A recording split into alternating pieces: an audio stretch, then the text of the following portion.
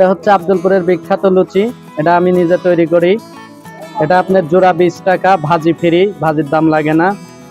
এটা আপনার অনেক বেচা হয়, প্রতিদিন প্রায় মনে করেন 800,000 পিস বিক্রি হয় এবং এটা খুব খাই।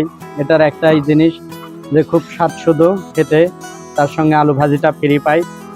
মানে আর কি 20 টাকাতে একদম 2টা পুরি লুচি, সীমিত টাকাতে অল্প টাকাতে নাস্তা হয়ে যায়। এই কারণে এটা খুব চলে এখানে। ওভারব্রিজের সাথে মুক্তিযোদ্ধা হোটেল। লুচি অনেক আছে, কিন্তু এই লুচিটা সবচেয়ে বেশি ফেভারিট। 20 বছর পার হয়ে গেছে আমারই, 21 বছরের মতন হচ্ছে আমার বানানো। 21 বছর ধরে এই দোকানে আছেন? হ্যাঁ, 21 বছর ধরে এই দোকানে আছি। এই লুচি আমি করি 21 বছর ধরে। আর এখানে মানে ট্রেন থামলে যাত্রী মানে হ্যাঁ, ট্রেন থামলে আপনার বরিন্দ্র, উত্তরা, তিতুমেল, বাংলাবান্ধা এসব ট্রেন থাকলে যখন আসে প্রচুর ভিড় হয়, খুব বেচা হয়। মনে করেন 800,000 পিস বিক্রি হয়। দোকানের খুব স্বাদ, প্রতিদিন আমরা খাই, খুব ভালো।